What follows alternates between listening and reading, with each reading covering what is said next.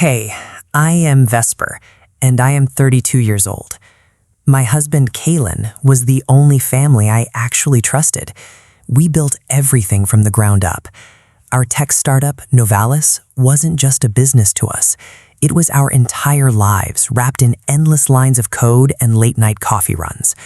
Kaelen handled the investors, flashing that bright, disarming smile of his, while I stayed behind the monitors, building the architecture for our predictive logistics software.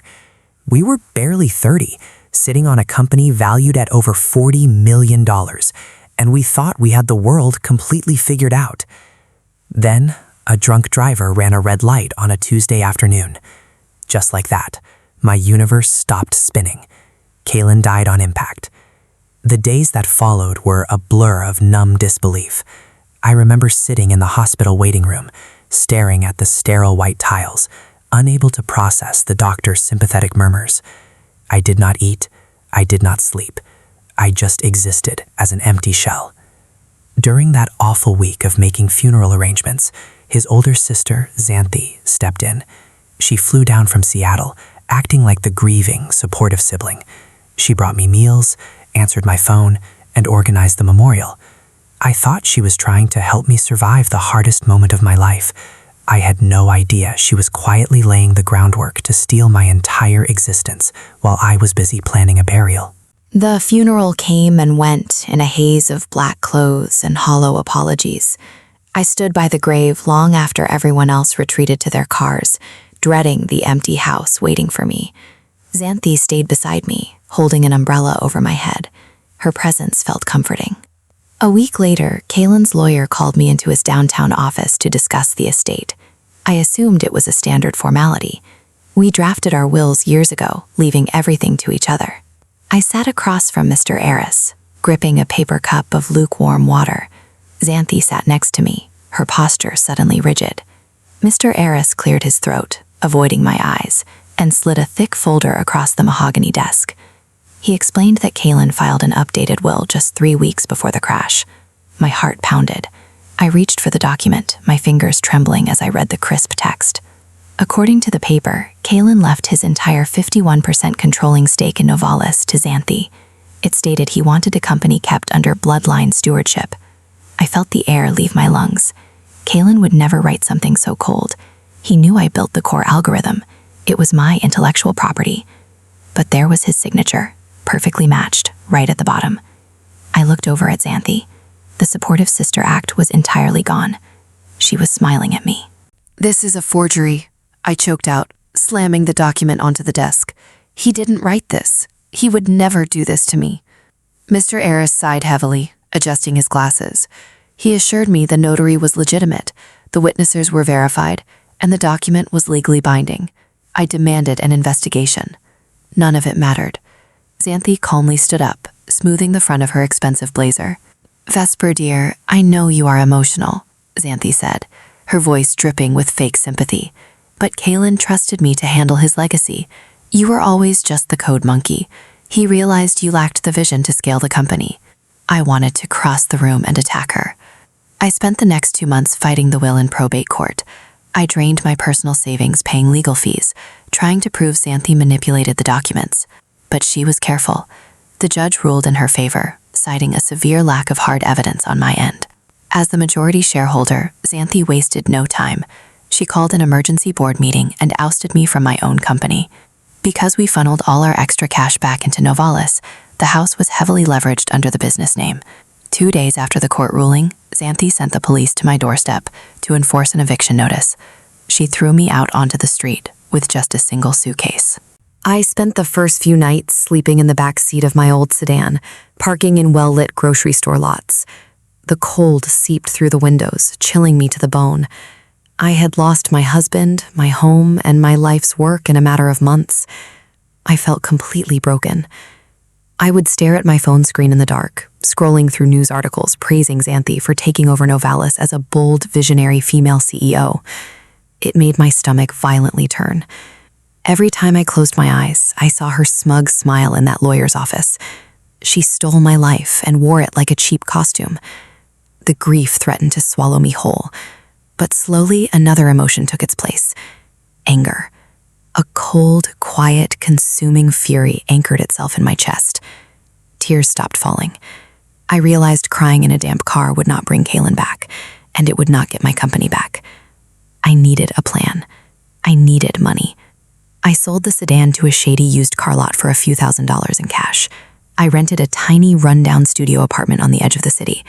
It smelled like stale cigarette smoke, but it had a working electrical outlet and a somewhat reliable internet connection. I bought a refurbished laptop from a pawn shop and set it up on a wobbly folding table. My hands hovered over the keyboard. I was going to absolutely ruin her. Revenge is not a quick process if you want it done right. It requires endless patience. Xanthe did not know how the Novalis predictive software actually functioned. She only knew how to sell it. She heavily relied on the specific network of hardware suppliers Kaelen and I secured years ago. I knew the weak points in that exact supply chain. I knew which contracts were expiring and which vendors felt undervalued. I spent the first year taking anonymous freelance coding jobs under various pseudonyms. I patched security flaws for small medical clinics and hoarded every single dollar I earned. I lived off cheap ramen and instant coffee. I barely left that apartment. While I saved cash, I started coding a new logistical architecture from scratch. It was faster, cleaner, and far more aggressive than the system I originally built for Novalis. I registered a shadow corporation in Delaware under the name Obsidian Logistics. It was nothing but a P.O. box and some shell paperwork, but it was mine. I started reaching out to the smaller, overlooked tech manufacturers in Asia and Eastern Europe. These were the exact factories Xanthe desperately needed to supply the microchips for Novalis's upcoming product launch. I offered them exclusive contracts subsidized by my freelance savings and a small, risky bank loan. I was gambling everything I had left. I slowly began wrapping invisible chains around Xanthe's entire operation, and she had absolutely no idea. I knew I could not dismantle a $40 million empire alone. I needed an insider. I needed someone who despised Xanthe just as much as I did. My mind immediately went to Orion. He was the lead hardware engineer Kaelen and I hired right out of college. He was brilliant and fiercely loyal to the original vision of Novalis. He also possessed zero social filter, which constantly annoyed management. I checked his online profiles and noticed his status read, "Seeking new opportunities." Xanthe had fired him. I sent a secure, encrypted message to his personal terminal, asking to meet at a dismal diner on the outskirts of town. He showed up looking exhausted, nursing a cup of black coffee while scanning the room. I slid into the booth across from him. When he saw my face, his eyes went wide. I explained everything. I told him about the forged will, the eviction, and the new predictive algorithms sitting on my pawn shop laptop. Most importantly, I pitched Obsidian Logistics. I could not offer him a massive salary right away. I offered him equity instead, along with a chance to burn Xanthe's regime to the ground. Orion did not hesitate. He took a sip of his terrible coffee, slammed the mug down, and asked when we were starting. The shadow company officially had its first employee. We went straight to work locking down the supply chains. Year 2 felt like running a marathon underwater. Xanthe aggressively scaled Novalis, marketing a new line of predictive shipping hubs. She landed magazine covers, sitting cross-legged in designer suits, claiming she single-handedly revolutionized the tech space. Watching her take credit for my original code made me want to scream. I channeled that rage into Obsidian instead. Orion and I worked 18-hour days from my cramped studio. We used my new algorithm to identify the exact moment Novalis's current supply contracts were set to expire. We swooped in days before Xanthe's procurement team even noticed the deadlines. We offered the manufacturers aggressively better margins. We paired that with exclusive multi-year lock-ins. To fund these massive commitments, I took a massive risk. I approached a venture capitalist named Soren. He was an old rival of Kaelen's, a ruthless investor who lost the initial bid to fund Novalis years ago. I knew he held a serious grudge. I walked into his glass-walled office with nothing but my laptop and a pitch deck. I showed him the new architecture and my quiet acquisition of the microchip factories. I told him I planned to choke Novalis out of the market and buy the remains for pennies. Soren stared at the data for a long time. A slow, predatory smile crept across his face. He wired $5 million into the Obsidian accounts the very next morning. We finally had real ammunition. The trap finally snapped shut during year 3. Xanthe announced the global rollout of the Novalis hubs, promising investors a record-breaking quarterly return. She took pre-orders worth tens of millions. There was just one massive problem she failed to foresee. She did not actually have the hardware to build them. Her procurement directors started panicking when their standard purchase orders bounced back rejected. Major factories in Taiwan and South Korea suddenly refused to take Novala's contracts. Orion had done his job perfectly. Obsidian Logistics now held the exclusive production rights for the exact proprietary microchips the Novala's hubs required. Xanthe was completely locked out. I monitored the fallout from my upgraded office space. Orion hacked into the Novala's internal communication servers, letting us watch the chaos unfold in real time. Xanthe's frantic emails lit up the screen. She demanded her team find alternative suppliers. There were none available. We cornered the market entirely. The launch date loomed closer. Novala's stock began to violently fluctuate as rumors of production delays hit the financial blogs. Xanthe tried to play it cool in the media, blaming minor logistical hiccups. The truth was bleeding out regardless.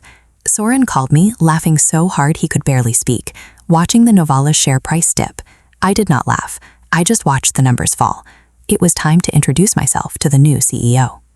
Desperation makes people incredibly blind. Xanthe's board of directors gave her a strict ultimatum: deliver the hardware or step down immediately. She had no choice but to negotiate with the unknown company holding her supply chains hostage.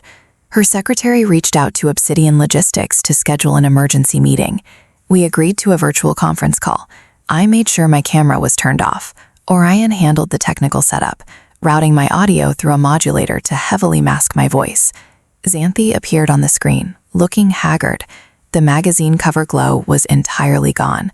Dark circles framed her eyes. Her designer suit looked slightly wrinkled. She offered to buy our hardware at a premium markup. She offered double the market rate just to fulfill her pre-orders. I sat back in my chair, staring at the woman who threw me out onto the street. I let the silence stretch for an uncomfortable amount of time.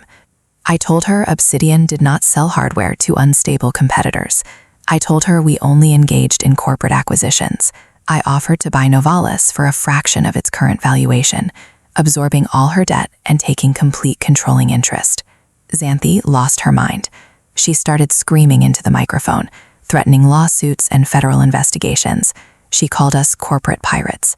I simply ended the call mid-sentence. Let her panic. She had exactly 2 weeks before the pre-order contracts defaulted and bankrupted her completely. The fallout was swift and brutal. The pre-order deadline passed without a single unit shipping. Customers demanded immediate refunds. Furious investors filed massive class action lawsuits for fraud.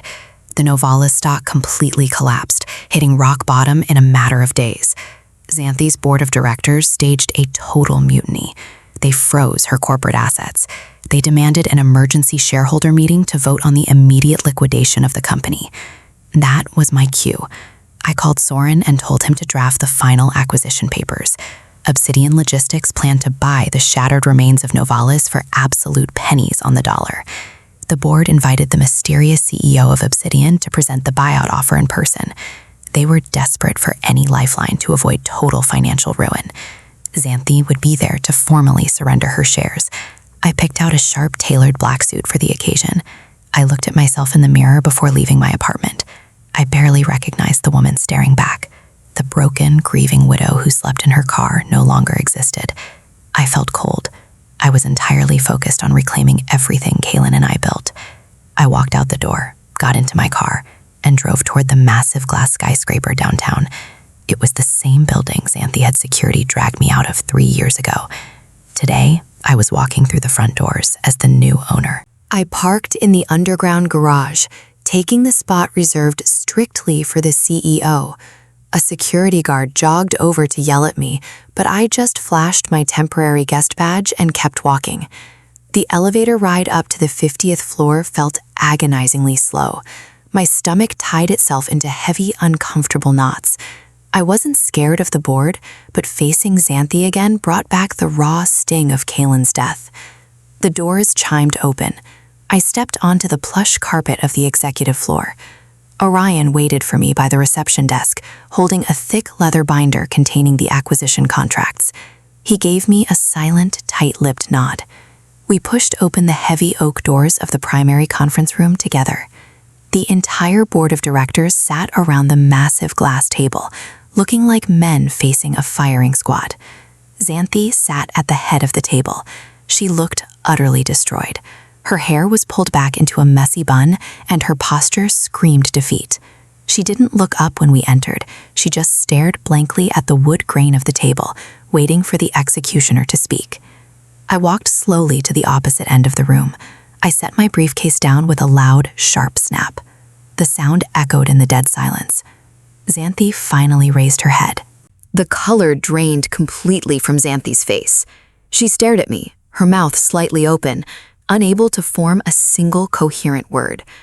The board members exchanged confused glances. They expected a ruthless corporate titan from Obsidian Logistics, not the exiled sister-in-law they let Xanthe throw out 3 years ago. I did not give anyone a chance to speak. I opened my briefcase and pulled out the buyout offer. I slid it down the length of the glass table. It stopped directly in front of the chairman. I stated my terms clearly. Obsidian would assume all of Novalis's current debt, fulfill the backlogged pre-orders, and buy out the remaining shares at 5 cents on the dollar. Xanthe suddenly slammed her hands on the table, scraping her chair backward. She screamed that this was illegal.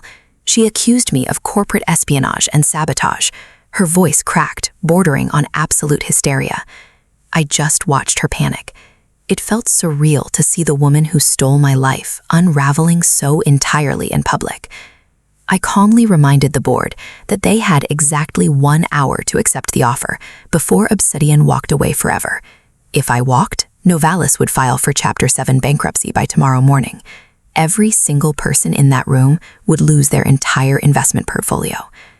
The chairman did not even look at Xanthe. He picked up his pen. Xanthe lunged forward, trying to snatch the document away, but the chairman physically blocked her arm. He signed his name on the dotted line without a second thought. The other board members quickly followed suit, passing the binder around the table like a life raft. Xanthe stood paralyzed. She realized no one in that room cared about her. They only cared about saving their own wealth. When the binder finally reached her, she refused to touch the pen. I leaned forward, resting my hands on the cool glass. I told her the truth about the forged will. I told the room exactly how she manipulated Kaelen's lawyer and stole my intellectual property while I was burying my husband. I brought the receipts. Orion projected the digital forensic reports onto the main screen behind me. He displayed the metadata from the will, proving the file was created days after Kaelen died, not weeks before. We had paid a specialized hacker a small fortune to breach her private cloud storage last month. The evidence was undeniable. The room fell into a suffocating silence. Xanthe looked around, silently begging the board for support. They all stared back with cold, hard disgust. The chairman quietly suggested she sign the surrender papers before they decided to call the federal authorities regarding the forgery. She picked up the pen. Her hand shook violently. She scrawled her name on the final page and shoved the binder away. A strange, hollow feeling washed over me. I expected to feel an overwhelming surge of triumph. I thought I would want to celebrate or scream in victory. Instead, I just felt deeply tired. The legal transfer of power was officially complete. Novalis belonged to me again. I signaled to the security guards waiting by the door. These were the same men who escorted me off the premises 3 years ago. I instructed them to escort the former CEO out of the building. Xanthe tried to grab her laptop, but Orion stepped in front of her. He reminded her that all hardware was now the exclusive property of Obsidian Logistics. She had nothing. She was leaving with the clothes on her back, exactly the way she forced me out. Xanthe walked toward the exit, her head down. Right before she crossed the threshold, she turned back to look at me. She asked if I was happy now. She asked if destroying her life brought Kaelen back. The question felt like a physical blow to the chest. I stared right into her eyes and told her Kaelen was gone, but the company he loved was finally safe from parasites. The doors clicked shut behind her. The room was mine. The board members quietly filtered out of the room, leaving Orion and me alone in the massive executive suite. I walked over to the floor-to-ceiling windows and looked down at the street far below. I watched a tiny figure I knew was Xanthe hail a cab and disappear into the city traffic. She was facing massive legal debt and absolute personal ruin. I had won. Orion clapped me on the shoulder, breaking the heavy silence. He asked what our first official order of business would be. I turned away from the window and walked toward the head of the table. I took a deep breath, letting the reality of the moment finally settle into my bones. We had an enormous amount of work ahead of us. We needed to restructure the entire logistics department, merge the Obsidian software with the Novalis servers, and repair the damaged relationships with our furious pre-order clients. The hostile takeover was just the first step. The real challenge was actually running the empire I just stole back. I told Orion to fire the entire upper management team by the end of the day. We were cleaning house and starting fresh. I sat down in the leather CEO chair. It felt slightly stiff, but it belonged to me. We opened our laptops and went back to work. The first week back at Novalis felt less like a victory lap and more like walking through a minefield. Xanthe did not just mismanage the product launch. She deliberately gutted our core infrastructure to fund her extravagant lifestyle. Orion and I spent 70 hours straight digging through the main accounting ledgers. The numbers made my head pound. We found massive gaps in the payroll accounts, suspicious consulting fees paid to companies that did not actually exist, and heavily inflated travel budgets. It became painfully obvious that she used my husband's legacy as her personal ATM. I rubbed my aching eyes, staring at the glowing monitors in the dark executive office. I wanted to believe signing those surrender papers meant the war was officially over. I was incredibly naive. You cannot simply cut off a parasite and expect it to crawl away quietly. They always leave poison behind. Orion tossed a stack of printed bank statements onto my desk, his face grim. He pointed to a recurring wire transfer authorized under Xanthe's digital signature. Every single month, she funneled hundreds of thousands of dollars into a private shell corporation registered in the Cayman Islands. She knew the company was failing long before Obsidian cornered the market. She was actively looting the ship while it sank, ensuring she would remain impossibly wealthy even after losing her title as CEO. My blood ran completely cold. The hostile takeover was just the beginning. I needed to hunt down every single stolen dime. I immediately hired a team of ruthless forensic accountants. I did not care how much they cost. I wanted Xanthe's entire financial history ripped apart and laid bare on my desk. They descended on the Novalis servers like vultures, tracing every hidden transaction and dummy invoice she authorized over the past 3 years. I spent my days smoothing over relations with our furious clients, promising them the new Obsidian-powered hubs would ship within the quarter. I spent my nights reviewing the accountant's findings. The sheer scale of her greed was staggering. She bought a luxury villa in Tuscany under a proxy name. She purchased a massive yacht and registered it to a fake holding company. While I was freezing in the back of a used sedan, she was drinking champagne on a deck funded by my stolen code. A bitter, metallic taste coated my tongue. I realized stripping her of the CEO title simply wasn't enough punishment.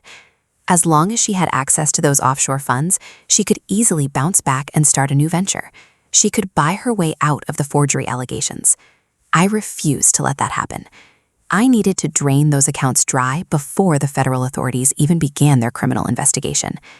I called Soren. He knew the dirty, unregulated corners of international banking better than anyone else alive. I asked him how we could legally freeze a hidden offshore trust. He just left. Soren flew into town the very next morning. We met in my office, closing the heavy blinds to block out the harsh morning sun. He explained that freezing Cayman accounts required a massive mountain of international legal paperwork. It would take months, maybe even years, to navigate the jurisdictions. Xanthe would easily move the money long before a judge ever saw our petition. We needed a faster, quieter method. We needed to trick her into moving the funds back into a domestic account, where we could immediately slap a legal lien on it. The strategy felt incredibly risky. If we spooked her, she would vanish with the money forever. The stress of the situation started weighing on me physically. I stopped eating again. My clothes hung loosely on my frame. Late that night, I walked through the empty research and development floor. Kaelen and I spent our happiest days in this exact room, soldering circuit boards and arguing over software architecture. The silence of the building amplified his absence. I sat down at his old workstation, tracing the scratches on the metal desk. A sudden wave of raw grief hit me so hard I couldn't breathe. I put my head down on the cold surface and sobbed until my throat burned. I missed him violently. The money, the company, the revenge, none of it filled the massive crater he left behind. But I wiped my face. I had to finish this. For him. The next afternoon, the front desk called to announce a process server was waiting in the lobby. I walked out and accepted a thick manila envelope. Xanthe was officially suing me. She retained the most aggressive corporate litigation firm in the city. The lawsuit claimed I used illegal extortion tactics to force her signature on the acquisition documents. She wanted the sale invalidated and demanded $50 million in emotional damages. I read the documents while standing by the elevators, feeling a dark, humorless smile stretch across my face. She was getting desperate. She needed cash to pay her high-powered lawyers, and she could not easily access her offshore stash without raising massive red flags with the IRS. This was her attempt to squeeze a quick settlement out of me. I walked back into my office and tossed the lawsuit onto Orion's desk. He read the cover page and swore loudly. I told him not to worry. This lawsuit was actually the exact opportunity we needed. Xanthe was playing defense, trying to scare me into backing down. She assumed I would panic at the threat of a public trial. She had no idea I already held the absolute proof of her original forgery. I called our legal team and instructed them to file a countersuit immediately. We were going to drag her into the most public, humiliating discovery process imaginable. We were going to make her bleed cash. The legal battle consumed the next 6 months of my life. Novalis finally stabilized and our new hubs shipped to glowing reviews, but my mind remained entirely focused on destroying Xanthe. We weaponized the discovery phase of the lawsuit. My lawyers demanded access to every single email, text message, and bank record she generated over the last 3 years. She fought us at every turn, filing endless motions to delay the process. Her legal bills were skyrocketing. I watched her slow financial drain with intense satisfaction. She started selling off her visible assets to keep her lawyers on retainer. Her luxury penthouse went on the market. Her designer cars disappeared from her driveway.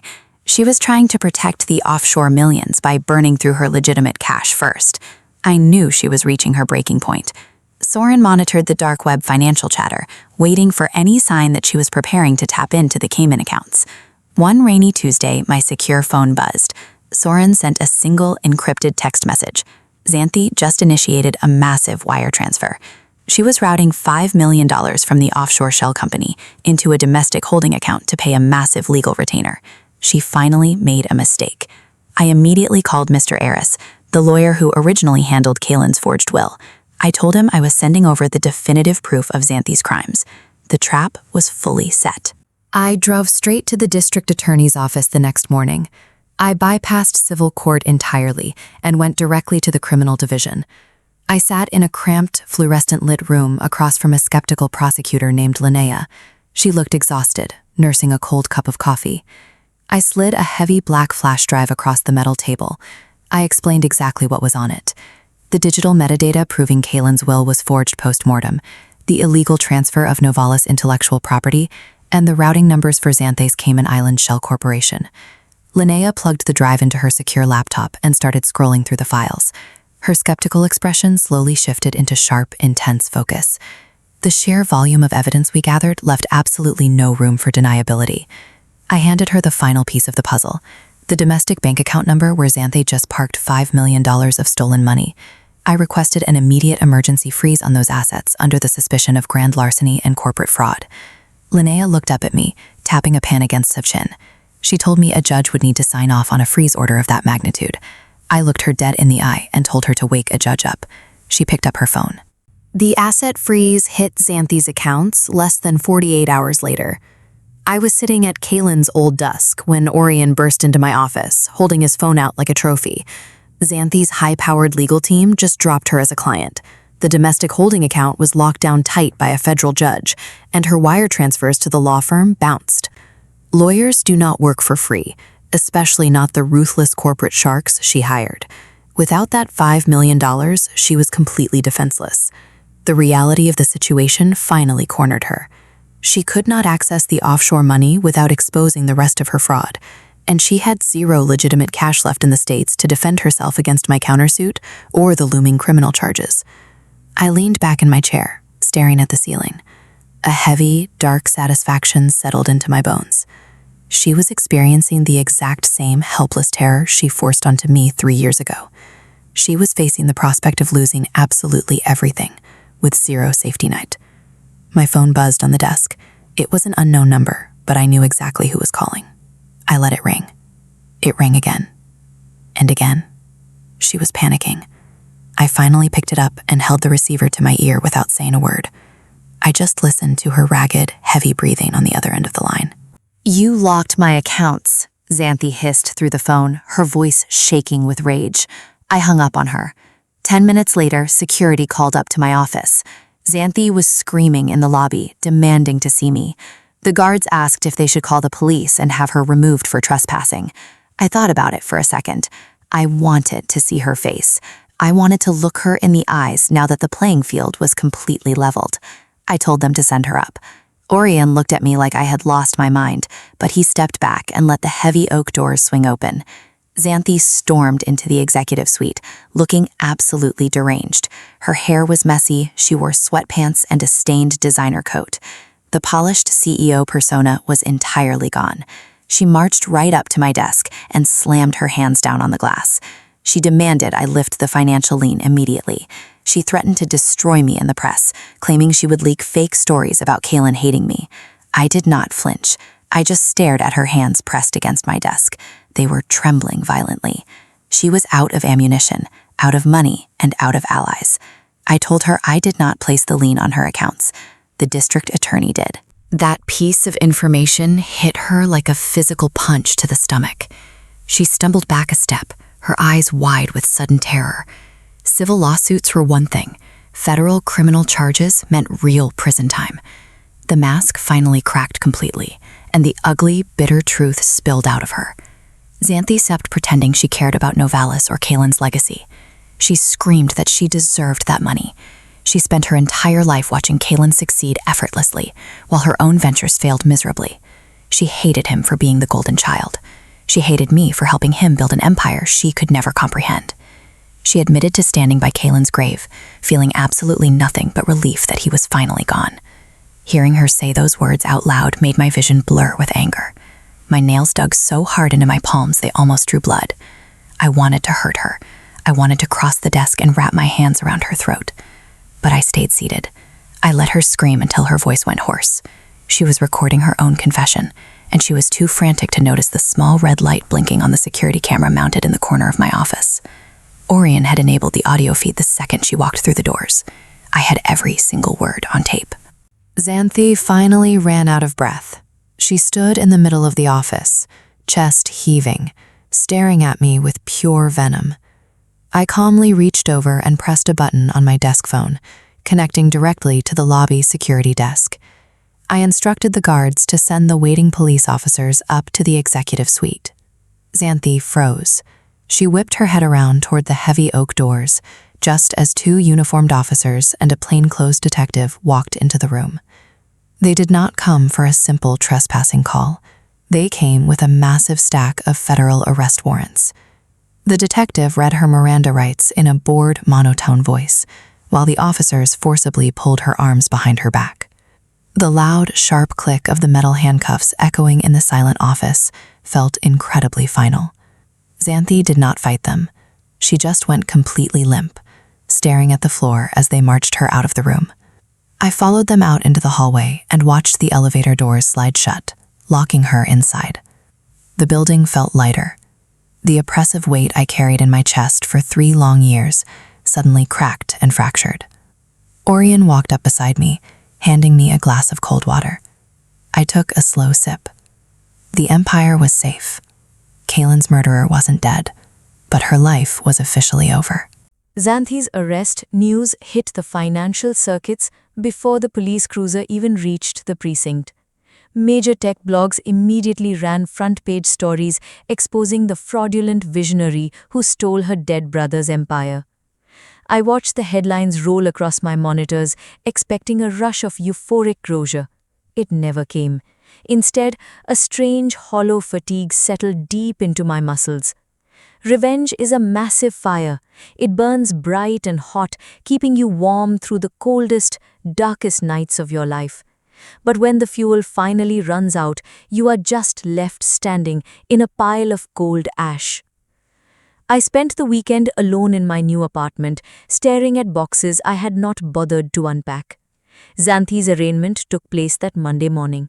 Her lawyer pleaded for bail, citing her lack of prior criminal history. The judge took one look at the Cayman Islands bank transfers and the flight risk profile the district attorney built. Bail was decisively denied. Xanthe was remanded to a county holding facility to await federal trial. I did not attend the hearing. Orion texted me the updates from the courtroom gallery. He said she looked small. Stripped of her tailored suits and corporate intimidation tactics, she was just an ordinary criminal caught in a massive lie. The public humiliation was absolute. Investors who previously praised her genius were now lining up to sue her estate into dust. She was entirely ruined. Preparing for the federal trial became a grueling second job. The district attorney spent months building an ironclad case around corporate espionage, wire fraud, and grand larceny.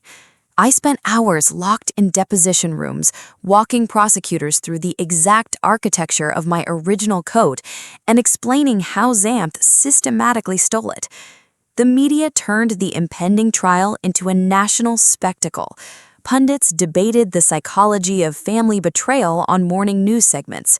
Reporters camped outside the Novalis headquarters, shouting questions at my car every time I drove through the security gates. I hated the attention. I hated seeing Kaelen's name dragged through the mud on national television to sell commercial airtime. It felt incredibly invasive. I coped by burying myself in the work of rebuilding the company. Orion and I aggressively expanded our predictive logistics hubs into European markets. We hired back the original engineers Xanthe wrongfully terminated. The corporate culture shifted back to what Kaelen and I originally envisioned. We were a family of chaotic, sleep-deprived coders building the future, not a sterile, ruthless profit machine. But the quiet moments still caught me off guard. Sometimes I would reach for my phone to text Kaelen a funny bug report, only to remember he was gone. The gaping hole in my chest remained wide open. Sending Xanthe to prison would not bring him back, but it was the only justice I had left to give him. The trial officially began in early November, right as the city braced for a brutal winter. I walked into the federal courthouse wearing a heavy wool coat, flanked by a massive security detail to keep the paparazzi at bay. The courtroom smelled intensely of lemon polish and old leather. I sat in the front row of the gallery, my hands resting tightly in my lap. When the bailiff brought Xanthe in, the entire room went dead silent. She wore a standard-issue gray jumpsuit. Her hair hung limp around her shoulders. She refused to look in my direction. The prosecutor opened the trial by painting a brutal, calculating picture of a woman driven by intense jealousy. He methodically dismantled the false narrative Xanthe built over the last 3 years. He called Kaelen's former lawyer to the stand, forcing him to admit he ignored massive discrepancies in the timeline of the new will. He brought in financial experts who traced every single stolen dollar from Novalis accounts directly to her hidden offshore shell companies. It was an absolute slaughter. The defense had absolutely nothing to counter the mountain of digital forensics. They tried to paint me as an angry, disgruntled former employee looking for a payout. The jury saw right through the desperation. Then, the prosecutor called me to the witness stand to deliver the final nail in the coffin. Walking up to the witness stand felt like walking to a firing squad. I placed my hand on the Bible and swore to tell the truth, my voice completely steady. I sat down and looked directly at Xanthe for the first time since her arrest. She finally met my gaze, her eyes burning with trapped resentment. The prosecutor guided me through the timeline of the hostile takeover. I explained how I built the predictive algorithms. I recounted the day Xanthe evicted me from my own home while I was still mourning my husband. The jury listened with rapt, horrified attention. Then the prosecutor introduced the audio recording from my office. He hit play on a small speaker system. Xanthe's hysterical, screaming voice echoed off the high ceiling of the courtroom. The jury heard her admit to hating Kaelen. They heard her confess to manipulating his legacy for cash. The brutal honesty of her jealousy hung heavy in the room. When the tape finished, absolute silence crashed down. Xanthe slumped forward, hiding her face behind her hands. Her defense attorney did not even bother cross-examining me. There was no point. I stepped down from the stand feeling lighter than I had in years. The truth was permanently on the public record. She could never hide behind her magazine covers or corporate lies ever again. I walked out of the courthouse and went back to work. The jury deliberated for less than 4 hours. It was a remarkably short timeline for a white-collar financial crimes trial. The judge summoned everyone back to the courtroom late that Friday afternoon. I sat completely still, barely breathing as the foreman handed a slip of paper to the bailiff. The judge read the verdict aloud in a dry, flat voice. Guilty on all charges: forgery, grand larceny, wire fraud, extortion. Xanthe did not react. She just stared blankly at the polished wooden table in front of her. 3 weeks later, the sentencing hearing delivered the final blow. The judge condemned her utter lack of remorse and the calculated nature of her betrayal. He sentenced Xanthe to 15 years in a federal penitentiary, along with total asset forfeiture. Every single dollar she stole was officially ordered back into the Novalis accounts. The offshore properties were seized by the government to pay her massive legal fines.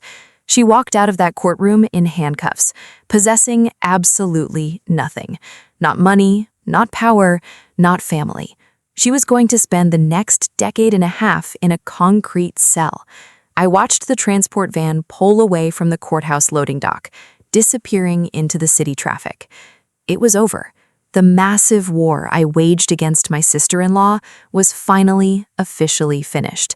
I turned around and walked down the street, breathing in the freezing winter air. The first thing I did after the trial wasn't related to the business at all. I tracked down the bank that foreclosed on the house Kaelen and I bought together. Xanthe had let it go back to the lender the moment she evicted me, unwilling to pay the mortgage on a property she deemed beneath her. It had been sitting empty for 2 years, stuck in some frustrating administrative limbo. I bought it back entirely in cash. Walking through the front door felt like stepping into a strange time capsule. The dust was thick, coating the hardwood floors and the kitchen counters where we used to eat cheap takeout at midnight. The silence in the empty rooms was heavy, but it was no longer suffocating. It was just peaceful. I hired a cleaning crew to scrub the place from top to bottom, but I strictly refused to let them throw away any of Kaelen's remaining boxes in the attic. I spent a solid week unpacking the single suitcase I carried when Xanthe threw me out onto the street. I hung my coats in the hallway closet. I placed my toothbrush next to the sink. The nightmare was genuinely over. I finally had a safe place to sleep that did not have wheels or smell like stale cigarette smoke. I sat on the bare floor of the living room, drinking a glass of wine, and allowed myself to breathe without a massive weight crushing my chest. Returning to work the following Monday felt radically different. The frantic, obsessive energy that fueled my hostile takeover had completely evaporated. I did not need to hunt down supply chains or track hidden offshore accounts anymore. I just needed to run my company.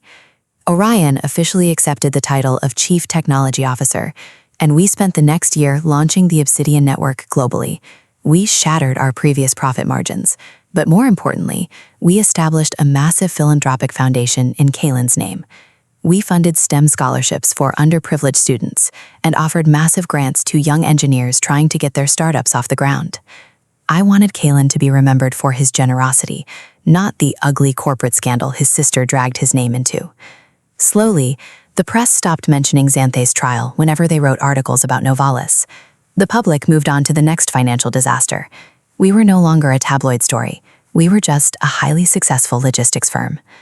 The sharp, bitter edges of my grief started to smooth out over the years.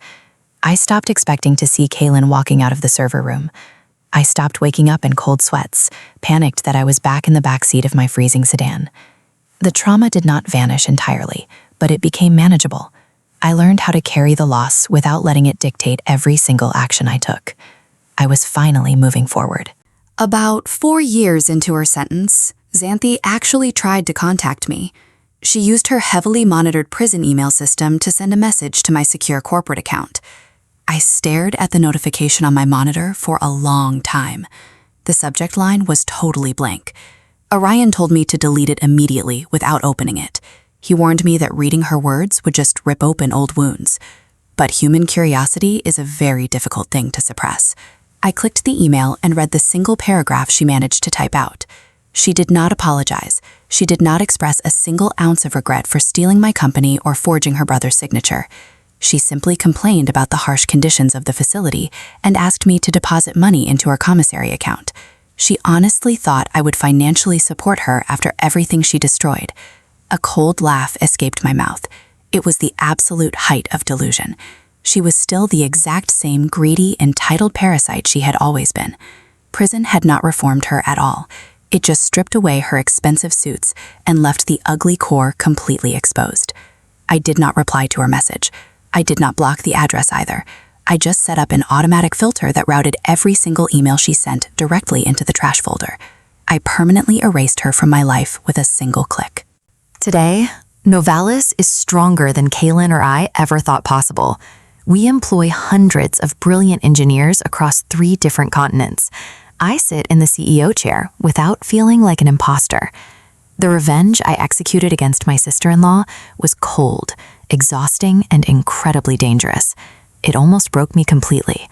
I gambled my last dollar and my sanity to take back what belonged to me.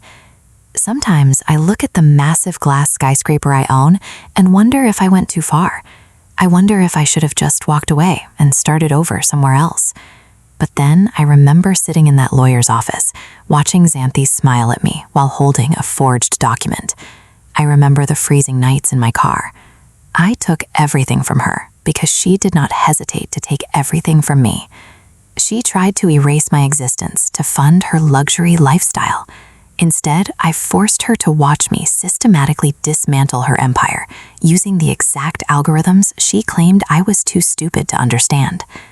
The justice system locked her in a cage, but I was the one who handed them the key. I survived the absolute worst betrayal imaginable, and I built a fortress out of the ruins. I am Vesper. I am the sole owner of Novalis, and nobody will ever take my life away from me again. All right, everyone, stepping out of Vesper's shoes for a moment. Thank you so much for tuning into this story here on Sahibul Voice. This narrative really highlights a brutal truth about human nature. Sometimes the people you are supposed to trust the most are the ones holding the knife behind their backs. The moral of this story is that true resilience isn't about avoiding the fire. It is about learning how to walk through the flames and forge something completely unbreakable on the other side. Vesper did not just survive her trauma. She weaponized her absolute worst days to rebuild her life on her own terms. But I want to turn this over to you guys. Do you think my revenge was justified, or did I go too far by utterly destroying Xanthe's life and throwing her behind bars? Would you have done the exact same thing if you were in my position? Let me know in the comments down below. I read every single one. If you want more intense stories like this, make sure to smash that like button, subscribe to Sahibul Voice, and turn on the notification bell so you never miss an upload. We have so many more incredible stories coming your way very soon. Until next time, stay safe and keep your guard up.